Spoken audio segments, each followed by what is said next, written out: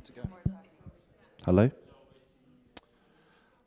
Hello, everyone. Thank you very much for coming here today to this panel session in the rain. My name is John Crowley, and I'm a digital editor and journalist. And welcome to this panel discussion around newsroom burnout and overload. Journalists are increasingly saying that they are being overwhelmed by the information that they have to process in their working day, but they don't have the apparatus or the vehicle or the means of telling that to their superiors. And there's a myriad of reasons, I believe, behind that. First of all, newsrooms are almost intrinsically kind of macho by their nature. You know, you're defined by your inherent toughness and resilience in a newsroom. Also, you have ignorance, managerial ignorance. People don't know that many journalists are suffering, or perhaps even just don't care about it. And at the same time, you've got a perfect storm of less resources. We've got, journalists have been made redundant. You have less funds to put into journalism. And you've also got a constant revolution going on where, you're pivoting, every year to do something new. There's a new tool that's being introduced. And I'm not saying I'm against innovation at all, but it is happening. And that can be quite stressful for journalists too. And then, of course, there's a fear of missing out. As journalists, you want to be on top of things, particularly if you work in the breaking news sphere. And right at the top of that funnel, really, in my view, is a failure of leadership. So let's talk about it. Let's have a conversation. Burnout is quite an emotive word.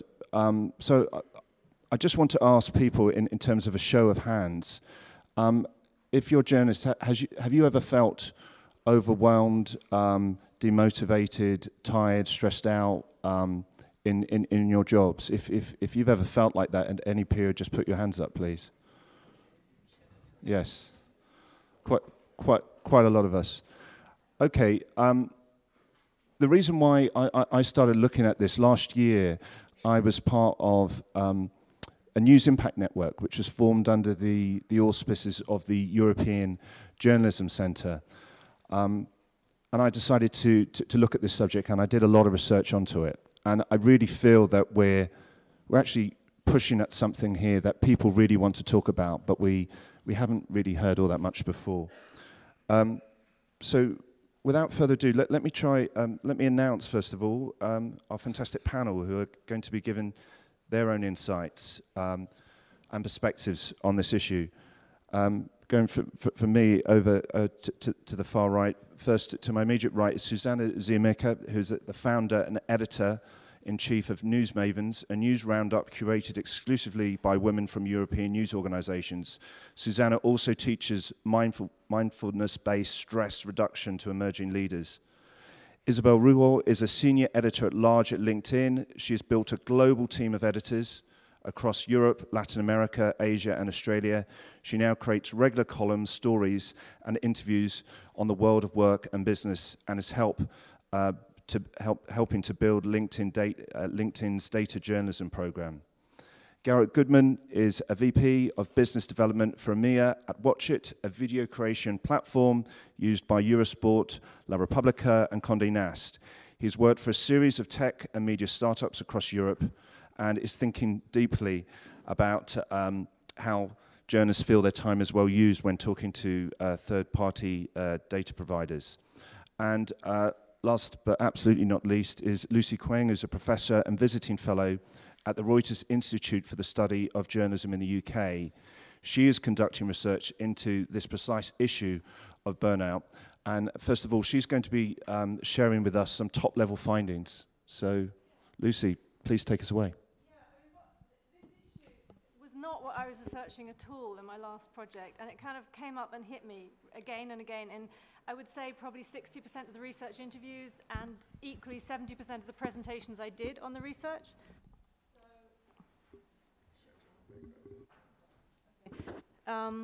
Yeah, so anyway, I decided it was an issue. I kind of wanted to put some scaffolding around, try and understand it. So what I'm going to present now very quickly, about 3-4 minutes, is the kind of top-level findings, and they can kind of provide a framework for the discussion. So I think the first thing that emerged is it's really hard. It's clearly a thing in all newsrooms right now. The problem is it kind of presents as this tangle of anxiety, people working completely to capacity, very high emotions, and some genuine, actually, mental health issues that need really qualified help. It is worth pointing out that in the recent ICD-11, so the category of diseases, burnout is now a diagnosable mental illness. So the big shift for leaders in newsrooms is now they have a duty of care. So it's something that is prevalent in newsrooms. It's a bit of a tangle, but people have actually got to start grappling with it. And the people who are kind of particularly at risk here are essentially, and I should say I'm not a psychologist, but a psychologist has checked this work, a specialist in burnout, so it's kind of broadly correct. Type A's, introverts, idealists, and especially those working at the boundary of old and new media. So people trying to pull the legacy organization towards the digital future are particularly prevalent to this. In terms of symptoms, if you're suffering from it, in terms of your state of mind, pessimism moving into depression, apathy moving into exhaustion, anxiety, hopelessness. In terms of your relationship with others, you start to get irritable. That can kind of end up in kind of downright aggression. You get very cynical, and you get hypercritical. You get critical of yourself, and you get critical of other people. In terms of your impact on work, it really affects your ability to deal with complexity. And you kind of, it blocks listening. It makes listening hard. And I think this bullet is kind of important for those of you who are managers.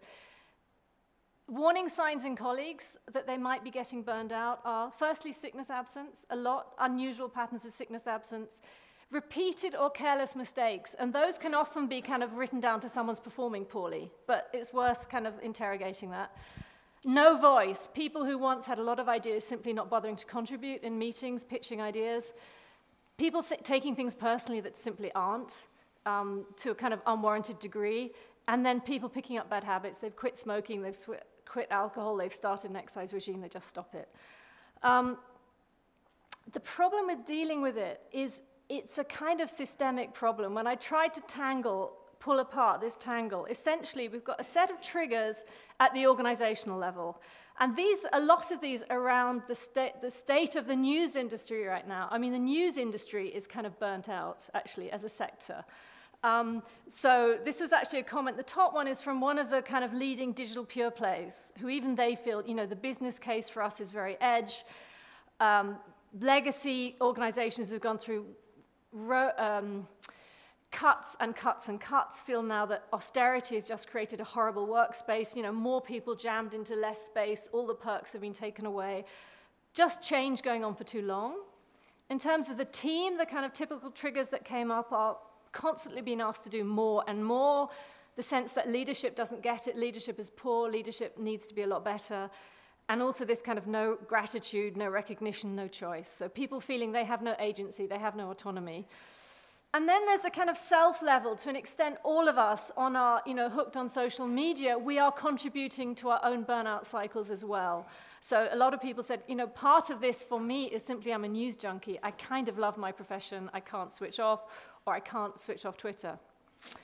So this is a kind of systemic problem. And I think the other thing is it's an organizational problem. And really solving it means we kind of need to look for organizational solutions. And when I kind of looked at what people are doing, and to be honest, a lot of organizations are aware of this, and a lot of organizations are trying to handle it. What you can do, to a large extent, depends on your resources. If you really have a compromised business model, your scope for solving this for your employees is quite limited. If you're kind of in the kind of tech uplands where you've got a lot of money, you can do a lot. But if I try and look at what people are doing, I mean, the first category are kind of like the Band-Aids, and I hear a lot of this, and that's simply telling people who look burnt out, come in late tomorrow, take the weekend off.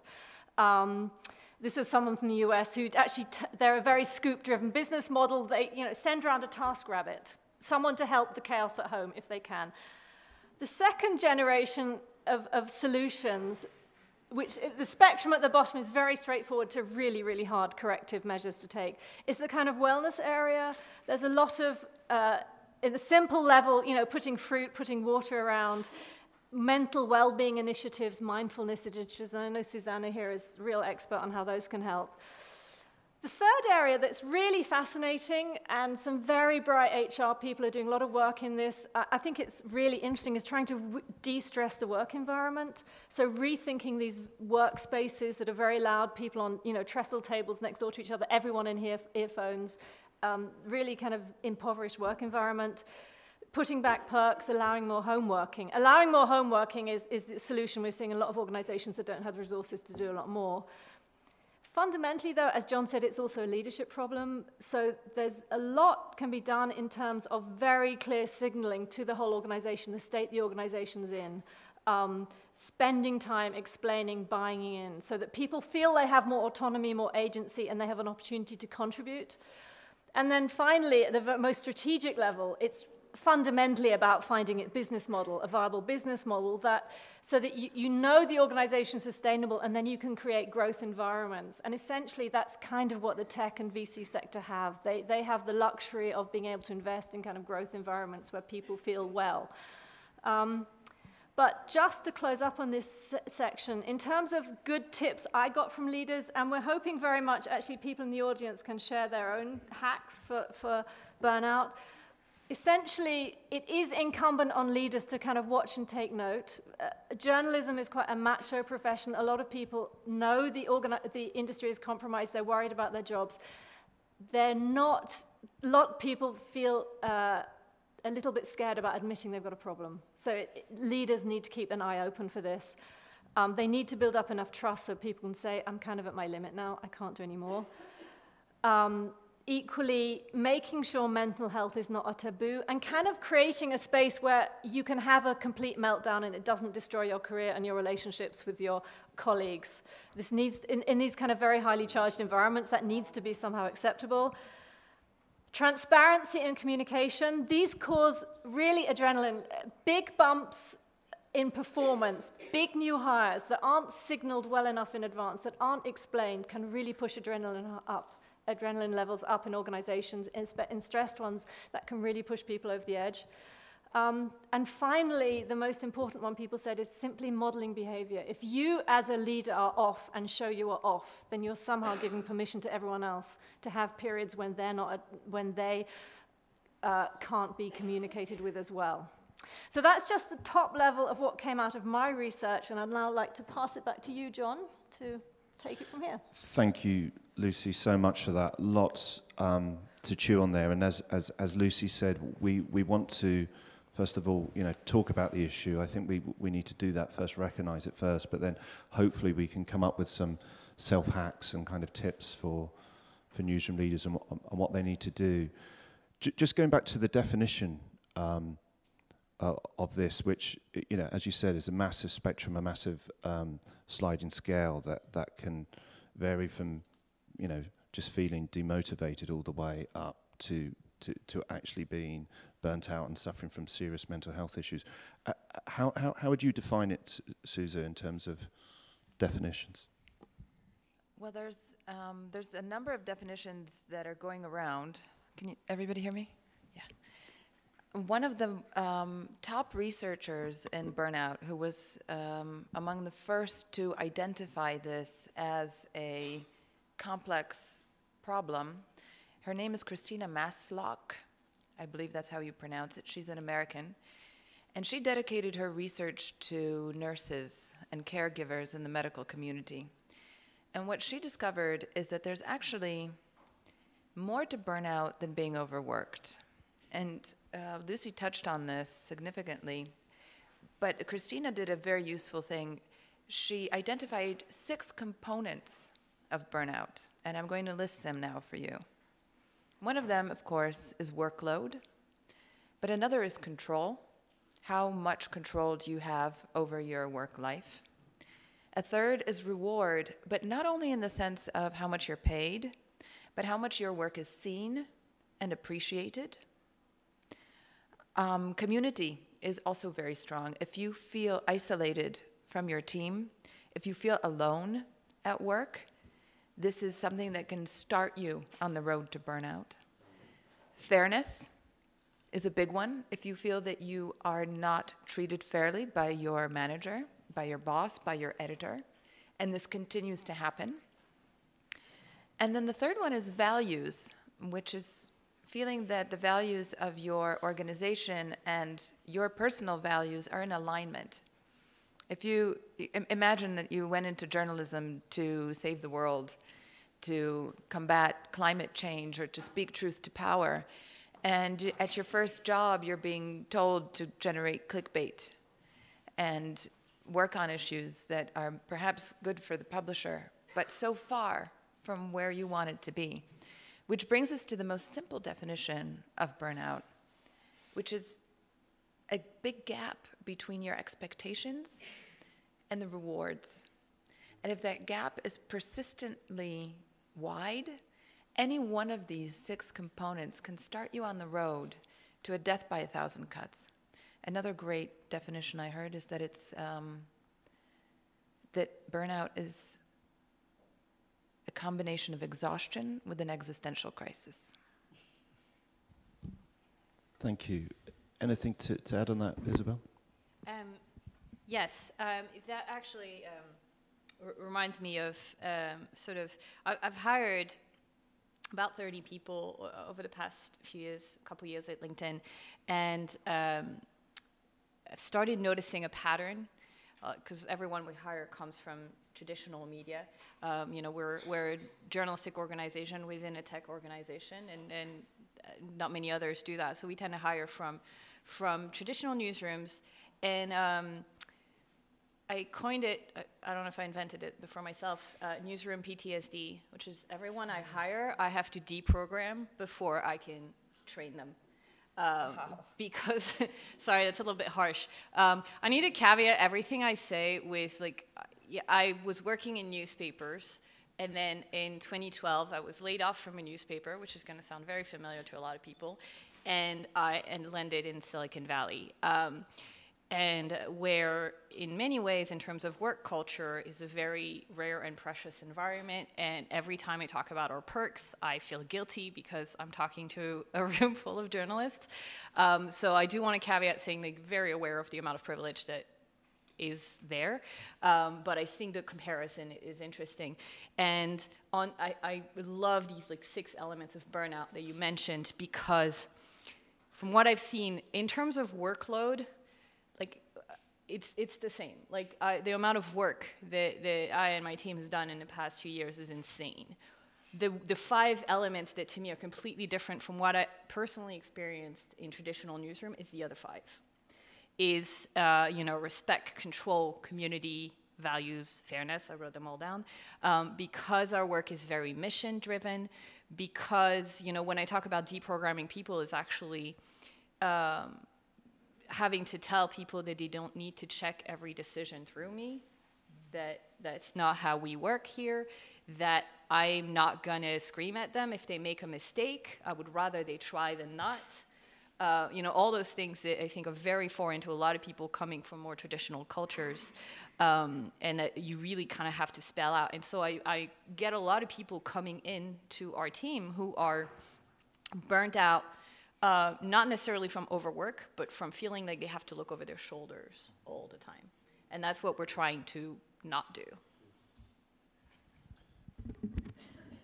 Lucy, just to actually add just one question to that. So these are really good thoughts that we're coming up with, but you turn to newsroom managers, newsroom leaders, and say you need to start thinking about this, and they say, well, look, we're under pressure, we're trying to make the business work, we're in this perfect storm.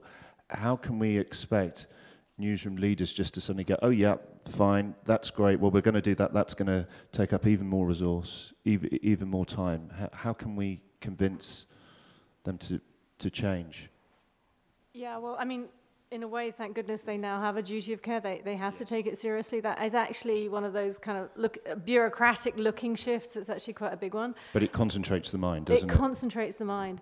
I think the problem with burnout is it's one of those terms that's almost bandied about too easily. If you've got a serious case of diagnosable burnout, that is really shattering to someone's life and can seriously put that life off track. So one needs to be careful with the terminology. I mean, the thing I think I've seen in this research is that burnout is playing out differently at different levels. So like social media teams, breaking news teams are being burnt out simply because they have very little autonomy and agency, which is what Susanna was talking about.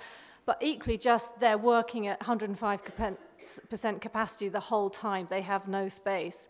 The change leaders, one below sea level, are being burnt out because they're trying to push change through resistant newsrooms who are too tired and just don't get it. And then the CEOs at the top are burning out because they've seen where the figures are heading and they're worried about the fate of the business. So that's why it's so multi-layered, and that's why I did these kind of slides, partly for me to try and get my handles on these layers here. So I think the issue is actually the first stage is having a discussion inside the organization that has to start from the leaders. Is this a problem? What does this problem look like in this workplace, and what do you need from us? And I think actually there is, I mean, Susanna mentioned it, that some of the references I used to work on this actually come from the health service, trauma professionals. There are huge literatures on burnout, and I think actually we need also, CEOs need to take it on board, people at the top, there needs to be a conversation, but it's quite a complex area. So I think there then needs to get some good consulting in, actually. And it's rather easy to describe leadership as kind of an amorphous blob. They, you know, managers and leaders, just there's middle managers, there's, as you said, there's leaders below, just below the C-suite, and then there's the ultimate leader, and they've got their own motivations and desires and pressures themselves. I mean, I have had CEOs in tears about this issue, CEOs in tears, just as well as junior ones. So it's not that their suffering isn't any different. It's just, yes, they have autonomy and they have agency, but they have a kind of existential fear. And actually, in some cases, in really challenged business, there's a kind of sense of responsibility. How the hell do we sort this? So it's really a tangle. Garrett, you at Watch It, you obviously work very closely with newsrooms with regards to, well, selling your product into newsrooms, and you have to think about, I guess, very deeply about how you kind of move in as seamlessly as you can with as less friction as you can, to kind of to help them, to assist them. But are you kind of mindful as well that, you know, there are multiple dashboards kind of up there and people are spinning plates? Of course. And I think one of the things that I've noticed is that, can you guys hear me okay? So we've run thousands of pilots with newsrooms over the past few years. We're a video storytelling platform, so we introduce a new tool to make video differently, and as part of that, there's a new workflow that's introduced. And so we run lots of different pilots with news organizations to see whether or not it's a good fit for them to adopt us. And I think one of the really remarkable things that I've noticed in working with news organizations as opposed to other industries that we work with is that the leadership often, you know, they're just very good journalists who happen to have been there for a while and get promoted up the ranks, but they don't necessarily get the training to actually do change management properly. And so we often look at ourselves as a sort of Trojan horse for change, being the technology partner that introduces a new workflow that gets people to stop for a second and actually question whether the way that they've always done things is the right way to do things moving forward. And so we end up doing a lot of sort of subtle coaching of newsroom leadership. And you know, one of the very concrete examples of that is that before we run a pilot, we'll send out a questionnaire to the newsroom manager that I'm working with on this pilot and get them to very clearly state, you know, what are my expectations? What am I looking to achieve during this 1 week?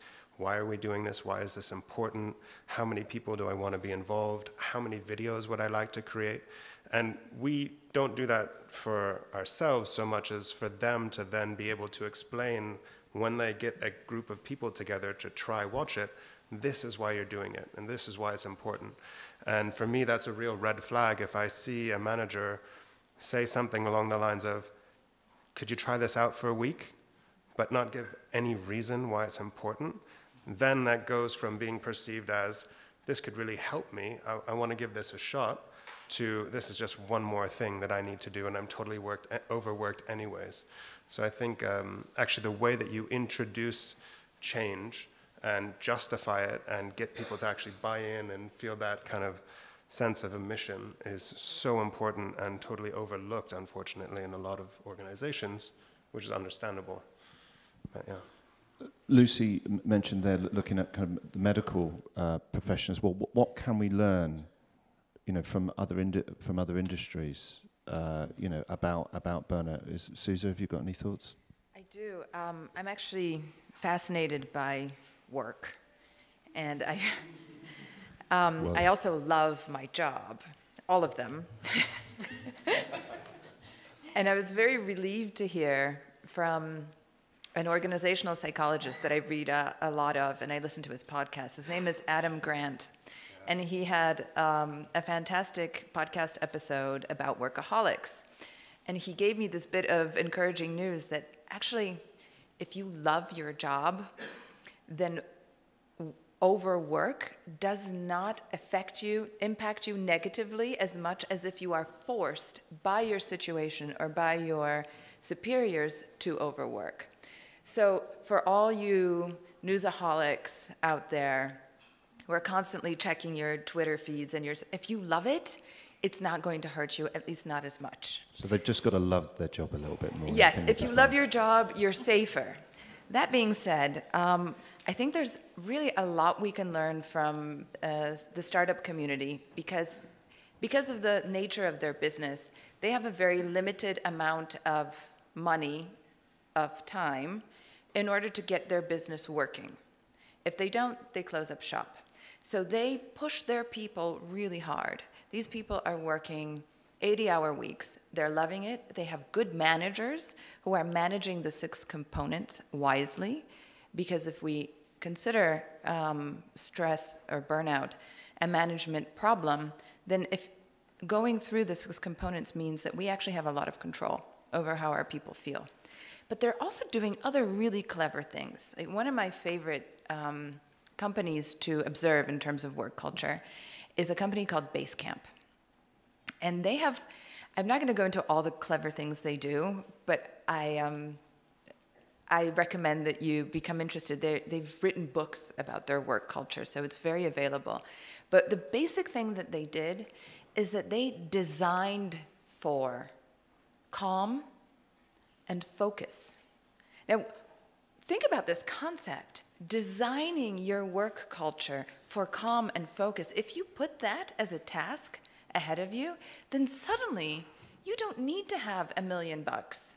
There are things you can do on an everyday level in terms of how you, for example, structure your time and your device use. One of the things that they recognize at Basecamp is that in order to get into flow, you can't be constantly distracted by email. You can't be task switching. You need to build your capacity to focus on one thing, start it, and finish it. So in order to do that at Basecamp, they acknowledge that you have blocks of time during the day when you are not going to answer emails, you're not going to go on Slack, you're not going to answer your direct messages on Twitter. You're focusing on getting the big things done on your list. And he recommends doing that in the morning, but for night people, night is perfectly fine. The key is to identify when your sweet spot is and use it to do the work that's important to you. I've heard this referred to as paying yourself first. You use your time and your energy, your best work moments to do the work that's important to you. And you have to design your space in order to facilitate that. And newsroom leaders have an amazing opportunity to teach that, I think. We're going to get into hacks in a sec. Oh, Isabel, do you want to? Yeah, no, that it did remind me of a few things when you mentioned sort of how startups are handling this, and to your point, a colleague of mine was just telling me the other day she blocks 9 to 10 a.m. every single day as me time, and whether that's taking an online learning class or writing or whatever, it's like she can start her day with that 1 hour that she felt she's invested in herself, and I just pumps her up for the entire rest of the day. If you're able to do that, I find it amazing. And that goes all the way up to our CEO, who blocks thinking time in his calendar that no one can touch. Thinking time. Thinking time. How Yeah, I much mean, thinking you're a time? CEO. I mean, you've got to think long term. You got to think about the strategies, right? Obviously, they have meetings scheduled in like 10-minute blocks for the next 6 months. If you don't block out thinking time, where is your company going? You don't know. And you know, I think, you know, it's the same with your work. If you're working on a beat, you know, and you're having to respond to breaking news on your beat every single minute, you know, where's the long term? But just one thing to startups. One thing that I discovered in Silicon Valley that I was really impressed by is the amount of prioritization that happens. I think in a lot of newsrooms, we're still trying to do everything, and just look at the number of company, like how many companies are writing the same story, like just because it's going to rank well on Google. I was introduced to the concept of like OKRs and planning. And this quarter, we're going to do this, this, and this. And then here are 10 things that we're not going to do. But it's not that they're not good. I can't, like, so many people send me suggestions for like features, for instance, on LinkedIn. And I'm like, yeah, that sounds great. Here are 12 that are more important. And so it sounds great, we're not going to do this. We launched a new feature a couple months ago that our CEO himself said, I suggested this 10 years ago. And it's great, but it wasn't the greatest until now. And there were a lot more important things to do. And I think that prioritization is super important because then you're focused rather than scattered. I've got one contrarian view on sort of Silicon Valley, where it's method. Well, not just one actually, but I will just say one now.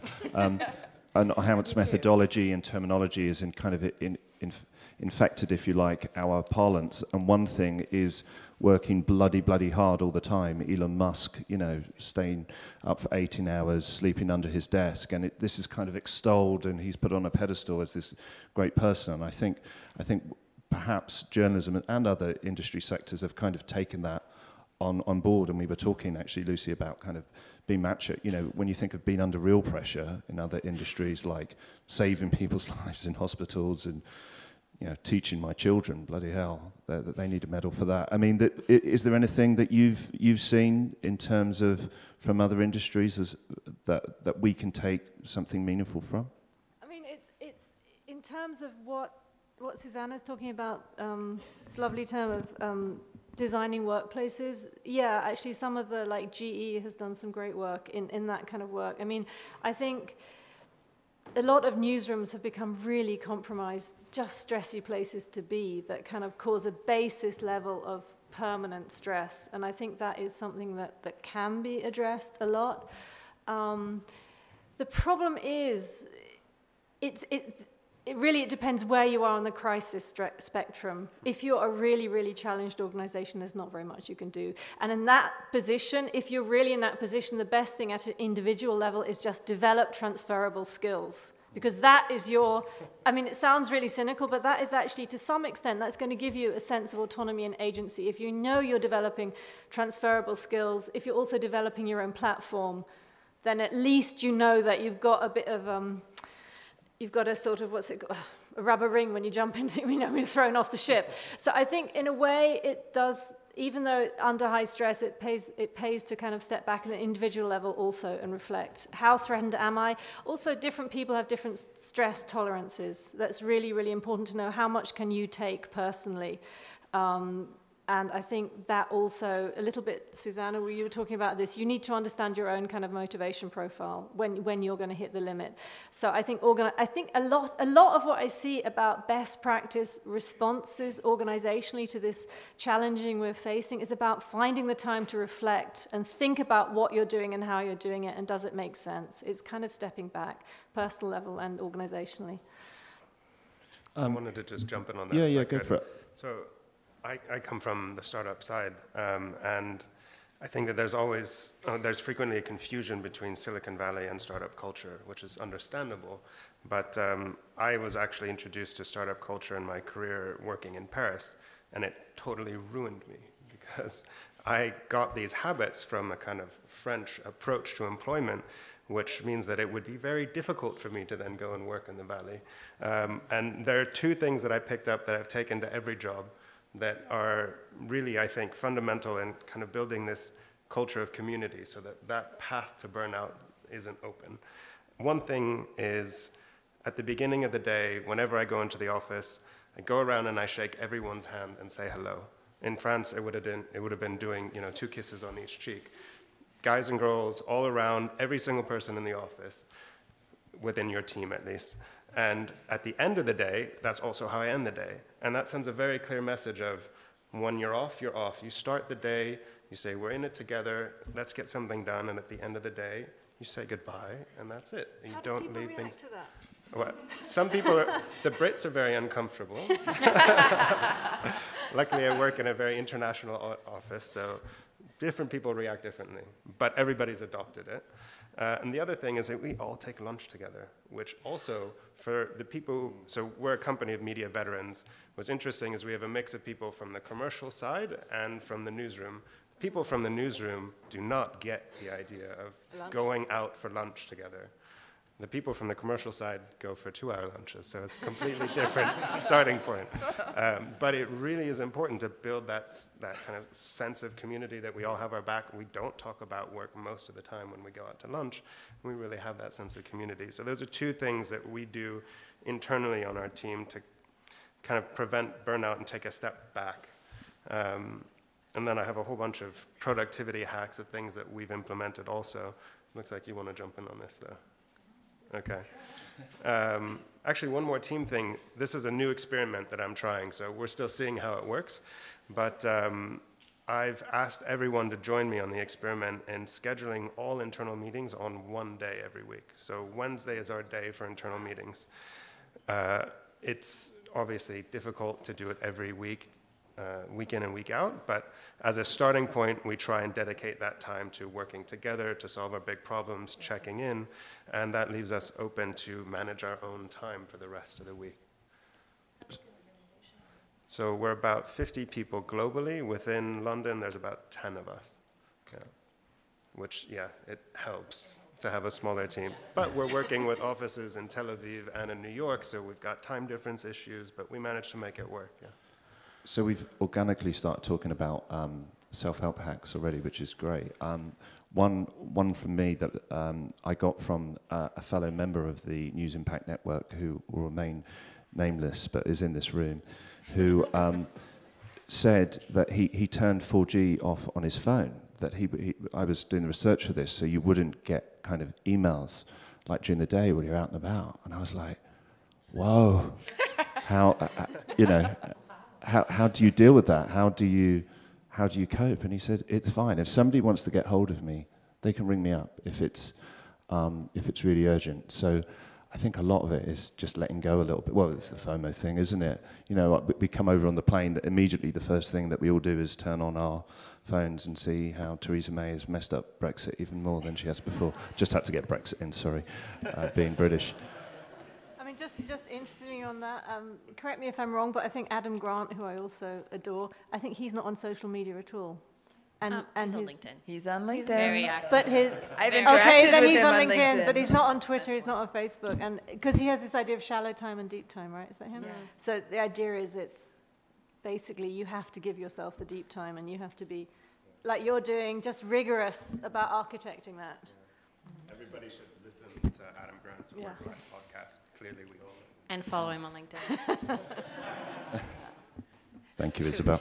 But there's also something bigger than this as well. So there's impact on younger people kind of dropping out because of pressures. And one other thing I wanted to get over as well is that if you're forced to work like an automaton, like a robot, when you're doing all these things with all these pressures and all these demands, you kind of lose sense of your critical faculties.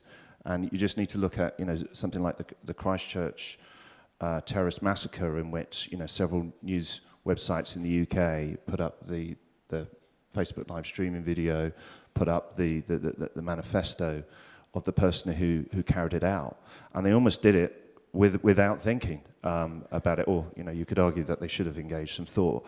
But there's a culture that's kind of created, isn't there? Particularly, let's chase the Google juice. Let's be the first to do this. Let's have all the dashboards up. Let's be the first to be on top of it. Where it can lead to extreme situations like that, can't it? In terms of younger people and trying to kind of understand, you know, where they're coming from and how much pressure that they are coming under. Susie, have you got any thoughts about what newsroom leaders do to show empathy and to work with them? Well,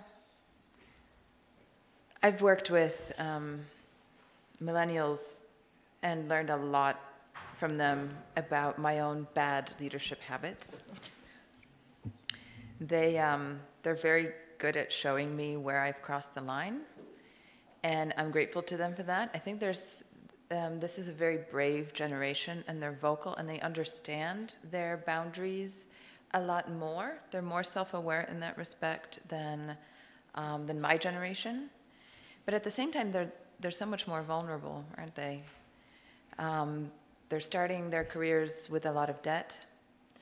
In order to work in newsrooms, they have to be in large metropolitan areas, which are very expensive. Entry-level salaries, job security, all that's out the window. So they're bringing all their ambition, all their hopes of changing the world and impacting it. They're bringing that to their first job, and they're under a lot of strain to turn that job into a career, because this is their one shot. So this is, once again, a challenge and an invitation for editors who, as Jared said, have never been trained in people management skills, or project management skills for that matter, but the people management skills are super, super important here. And one of the things that has worked with me is, first of all, listening to my millennials when they tell me, please don't send me messages on the weekend. And this was actually pretty upsetting, because I really like these people, and I have a tendency to befriend my employees. And then I saw one of them is a great cook, and she loves Rice Krispie treats, and we bonded because I love Rice Krispie treats, but you can't get Rice Krispies in Warsaw. So I found them. On a Saturday, I was walking by the American candy store, and there's this big box of Rice Krispie treats, and I took a picture of it, and I sent it to her on Messenger saying, hey, look, I found them. This is where they are. She was so angry with me. On Monday, she said, all I saw was that I had a message from you, and it freaked me out that I had done something wrong, that there was something wrong on News Mavens, that you needed me to do work, and I was busy doing other things. This really stressed me out. Please don't do that. I was like, what? Rice Krispie treats? Really? And I was upset, because I also felt like she was challenging me. And all the old mechanisms of what a leader is started coming into play. We kind of expect people to do what we tell them to do. That's the way it's always been in editorial rooms, where the leader is infallible, should be followed, knows what to do, whereas these days, actually, we don't know what to do. We need our millennials and our team's help in figuring that out, and our job has changed. What was it? On your panel, Lucy, from this morning, someone was saying that I think it was you, that editors' jobs have changed so much that we're constantly adding new bows to our string. That's true. And one of the most important bows is paying attention and taking care of your people, supporting them, and not telling them what to do. So here's 3 hacks that I have. One is a hack I use. Because I teach mindfulness-based stress reduction, I meditate. This helps actually diminish the size of my amygdala, which is the part of your brain that activates the stress response. It shrinks from meditation. What it also does is it gives me an opportunity to see what's happening in my head, and how I'm reacting, and what I'm bringing with me to work. So when do I meditate? Because we're busy, right? When do you do it?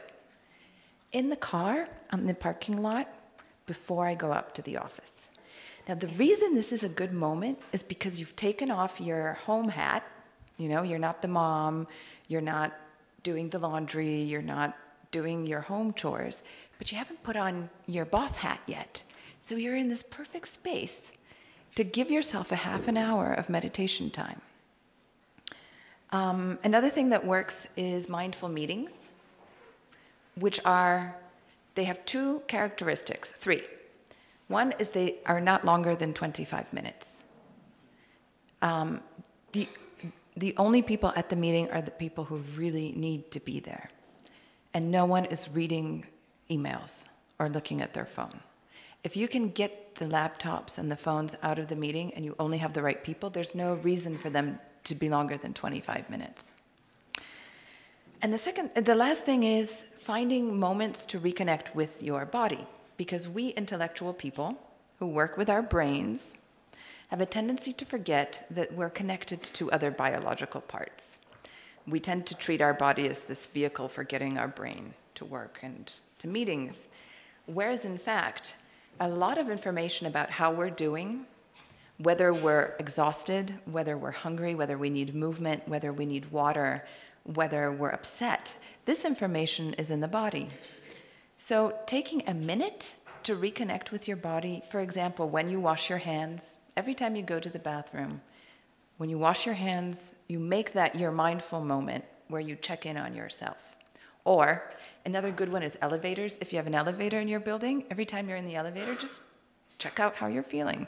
Oh, I'm tired. Ooh, something hurts.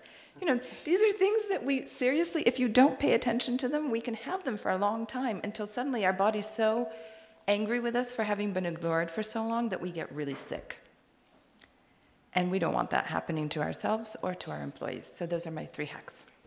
Thank you. It's habit forming, isn't it? Good habit forming. And also, hacks can be something not just in the day. It can be, you know, sky helicopter view kind of view of things as well, Isabel, isn't it? Where you can go at different paces at work over longer periods of time. Yeah, we talked about that a bit earlier. So, there's sort of mindfulness and balance within your day, and I think there's balance over a life, over a career, so at every scale from the day and the week to the multi-year sort of span. So, and I believe in a kind of a sprint and rest model. I think the old career is like you do 9 to 5 for your entire life. The new career is more like you did 8 to 8 for, 2 years, and then you go on sabbatical for 6 months. Like, it's just, and I don't think that it's necessarily a negative. It's just a different model. It's just so. I've been at LinkedIn for 7 years. 6 months ago, I changed my job. So I was a manager for about 3 or 4 years. We went in like total hyper growth. When I joined, there were 4 editors. Now there are 60. I hired about more than half of them in like under a year. I had a point in 2017, 2018, when we have a new employee onboarding every 2 weeks. I had someone in that class every single time for like 3 months. And it's exhausting. And it was fun and it was exhilarating until it wasn't. And I left management 6 months ago to go back to an editor-at-large role because the creative part of myself was starved, in addition to being exhausted. And I just wanted to stretch those muscles that I hadn't got to use in a long time. And I'm very thankful that I have a really great company and a really great boss who were like, yeah, okay, do that. And it really, and I will go back to management at some point, probably, but not right now. And I think that is super important, to be kind to yourself and to recognize the moments where you need to shift gears. Thank you. I'm conscious that some people on the floor might want to make contributions or ask questions. Anyone? Lady here, the glasses. I think there should be a mic coming over. This is the mic. No, there's another one. I think for the... I think just for video purposes, yes. I think the one mic. Sorry. Yeah. This has been really fantastic. Thank you all. I have 2 just very quick questions for Lucy. I'm wondering, for those who are burned out, do they need a timeout or a change in routine? I'm listening to the hacks and asking myself, are these preventative as well as being remedial? That's an area that's the sort of question that I was wrestling with as I was listening to everyone. Yeah, I think you're right. This is a spectrum. It's something. There's not a straightforward answer to that. If you are actually clinically burnt out, you need to take care of that professionally. And I think also for organizations, I think picking up a little bit on what Isabel is saying, I think also there is scope actually for sabbaticals inside organizations, that you need to have a graceful diplomatic place where, I mean, we did this at South by Southwest recently, and we did a fantastic video where people sort of did one-on-ones about who had been burnt out, and actually we didn't have authority to show it here, but what's interesting is you can be quite damaged by a proper case of burnout, and sometimes you want to come back to a different job, sometimes you need actually 6 months out. So I think organizations also, once they take this on board, one of the things they need to do is find kind of diplomatic ways that people can disappear without destroying their career for 6 months and come back maybe to another role. But this is why I think it has to be acknowledged by the organization, taken seriously, but each case is different. So one of the interesting things we were talking to was actually how, for example, professional women with an Asian background have tremendous pressure from their culture that they have to be 100% better than everyone else. So one of the cases we looked at who contributed to this documentary, she had been burnt out, and she felt it was simply being told by her family, you've got to be twice as good as everyone else, and she was definitely 150% as good as everyone, but that was an added factor in her life, in her community, burning her out. So I think every single case has different triggers. That's the difficulty in it. So I think there's a duty of care for employers to make sure the environment works, but also to be aware when they need to step in and get professional help. Can I add a quick something to that? I had a burnout. It's not like a medical diagnosed one, so I want to be careful of the word, but a few years ago. And it completely surprised me because I had no idea what that was. And I was like ill, and I went to the doctor thinking I had a cold, and he looked at me and he was like, you need to go home and sleep for a week, which I did. And by the way, sleep is the #1 medicine. It just changes your outlook entirely. So like, start by sleeping. But now I actually am able to recognize the symptoms because it's happened once, which I wish on no one, but and what Susanna was saying about listening to your body is super important, because you will know what it looks like for you. Corinne? Hello. And also Leah, who's sitting right next to me, has a question. So 2 for the price of 1. So I'm just going to say, because I think it's very uncommon to say this in public, that I am a depression survivor because of burnout. I did way too many night shifts in 2004, and it nearly destroyed me. So I want to acknowledge that, because I think it's important to be able to say I am a burnout survivor. I have a question about new tools, and I think this goes to Garrett, and then maybe others can contribute to this. I train, so now I'm in journalism education, and I don't do night shift no more. Never again. But I'm constantly introducing people to new tools, and I'm trying to create a sense of enthusiasm, and I'm dealing with people who are like, please no. So I'm interested to see how we can, as an industry, which is actually, it's one of the great strengths of our industry, is that we're coming up with new tools for people to expedite and do things great, but to make that in a more manageable way. I mean, I've thought about maybe I should just do a database of new tools that people can search, but I would be really interested to ask that question. And do you mind if I hand this, can I give it to Leah, because she had a hand up first, and she's young. Go for it. I think it's the Australian connection. I feel like you're from Australia. Yeah. I guess I wanted to add that I feel we need to think about being more specific about or thinking about sort of limiting the definition of what a particular journalist should do. I think the problem is that they feel the pressure to be able to do everything in order to survive the digital transformation. Like, they need to have 50 million skills. And I think that also leads to the burnout. So I think we need to think about practically sort of defining the roles of our journalists in our organisations without limiting their future possibilities. 2 sides of the same question. We work together. No, we don't. I think, there's so many different things to say on this topic. One, I think that it's really useful to have a database of new tools, but I think that probably what would be even more useful is to have a framework for introducing them.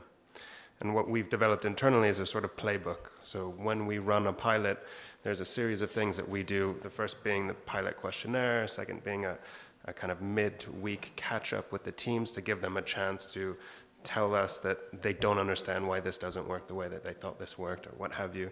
And then a pilot recap, and really try and celebrate short-term successes very quickly. I think it's, the motivation piece comes in so many different parts. You know, you could, instead of telling people this is some new thing you need to do and your role's just expanded even further, you could ask for volunteers, right? And you could run an internal competition and provide a really meaningful reward at the end of that for somebody who does what you're hoping they'll do, or completely surprises you with taking that tool in a totally different direction. But I think the framework side of introducing new tools is super important. I would struggle with the idea of clearly defining the role of a journalist, simply because it's going to become outdated so quickly, right? But what's really important is, if you are going to ask somebody to do something new, I think you then really need to consider taking something off their plate. And that's super important. When we also do pilots, we try and tell the manager, look, if you're going to select 5 people to use this for a week, give them the time to actually experiment and try new things, and tell them you don't need them to do X, Y, and Z. And we try and get them to agree to that before we even launch the pilot. But I think maybe you can have an absolute number of things they're responsible for, but recognize that what actually those things are is going to shift over time. We have, go for it. Sorry, so many things to say. Super important point. I think like defining what your role is super hard because it shifts constantly.